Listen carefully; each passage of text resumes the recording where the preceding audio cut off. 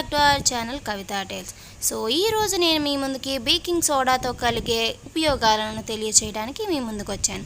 So first time నా videos చూస్తున్న వాళ్ళు సబ్స్క్రైబ్ చేసుకోవడం మర్చిపోకండి. పక్కన గంట సింబల్ ఉంటుంది, క్లిక్ చేయండి. సో నేను చేసిన వీడియోస్ అన్నీ మీరు తర్వాత చెక్ చేయాలనుకుంటే పక్కన గంట సింబల్ కొట్టడం మర్చిపోవద్దు. సో లెట్స్ స్టార్ట్ ఆ వీడియో. బేకింగ్ సోడాతో కలిగే first useful thing reduce scaring. మచ్చలను తగ్గిస్తుంది. మొటిమలు లేదా మరే ఇతర కారణాల వల్ల అయిన ముఖం పైన మచ్చలు ఏర్పడతాయి. బేకింగ్ సోడా ఉపయోగించడం వల్ల వాటిని చర్మం రంగులో కలిసిపోయేలా చేయొచ్చు. ఒక గిన్నెలో టీ స్పూన్ బేకింగ్ సోడా తీసుకోవాలి. అందులోని ఒక నిమ్మరసం పిండండి.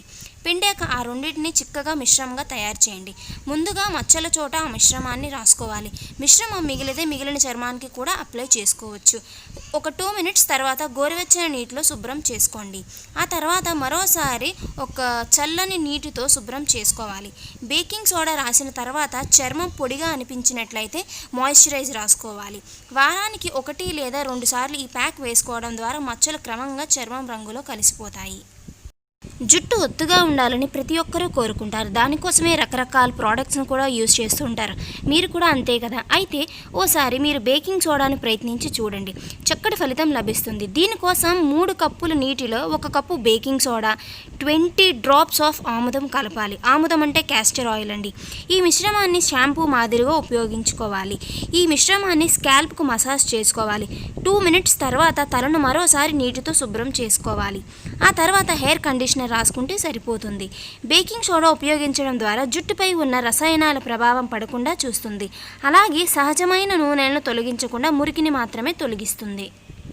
ఆయిలీ స్కిన్ కూడా బేకింగ్ సోడా అనేది చాలా బాగా యూజ్ అవుతుంది. చర్మం జిడ్డుగా ఉండటం వల్ల పింపుల్స్, బ్లాక్ హెడ్స్ వచ్చే అవకాశాలు కూడా ఎక్కువగా ఉంటాయి. అందుకే స్కిన్ ఆయిలీగా మారకుండా జాగ్రత్త పడటం చాలా మంచిది. దానికి బేకింగ్ సోడా సరైన ప్రత్యామ్నాయం అని అనుకోవాలి.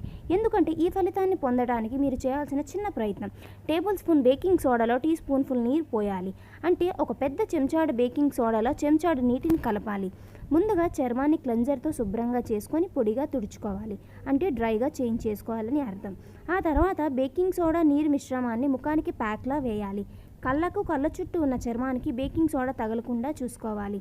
ఆ తర్వాత 15 to 20 seconds అయినా మర్దన చేసుకొని ఒక కోల్డ్ వాటర్తో శుభ్రం చేసుకోవాలి. ముఖాన్ని పొడిగా తుడుచుకొని మాయిశ్చరైజ్ రాసుకోవాలి. ముఖానికి గాయాలు ఉన్నట్లయితే ఈ ప్యాక్ని ఏమాత్రం యూజ్ చేయకండి, ఓకేనా? బేకింగ్ సోడా వల్ల కలిగే మరి ఒక అద్భుతం గెటింగ్ పింక్ లిప్స్. అవునండి, ఇది నేను కూడా యూజ్ చేస్తాను. పెదవులను తరచూ కొరుక్కోవడం, ఎక్కువ సమయం లిప్స్టిక్ వేసుకోవడం, చాలాసేపు వరకు లిప్స్టిక్ వేసుకున్నాక తుడుచుకోకపోవడం వల్ల ఎక్కువ సమయం ఎండలో ఉండటం, పెదవుల సంరక్షణ విషయంలో సరైన జాగ్రత్తలు పాటించలేకపోవడం వల్ల లిప్స్ అన్నవి నల్లగా తయారవుతాయి. పెదవులు మళ్ళీ మునుపటిలా గులాబీ రంగులోకి రావాలంటే బేకింగ్ సోడా ఉపయోగించాల్సిందే. సో నేను కూడా ఇదే యూజ్ చేస్తాను. దీన్ని తేనెతో కలిపి ఉపయోగించడం వల్ల పెదవుల రంగు మారడంతో పాటు వాటికి తగిన పోషణ సైతం అందుతుంది. టీ స్పూన్ చొప్పున బేకింగ్ సోడా, అందులోని హనీ తీసుకొని మిశ్రమంగా తయారు చేసుకోవాలి. మీ పెదవులు పొడిగా ఉంటే మరి కాస్త తేనె జోడించవచ్చు.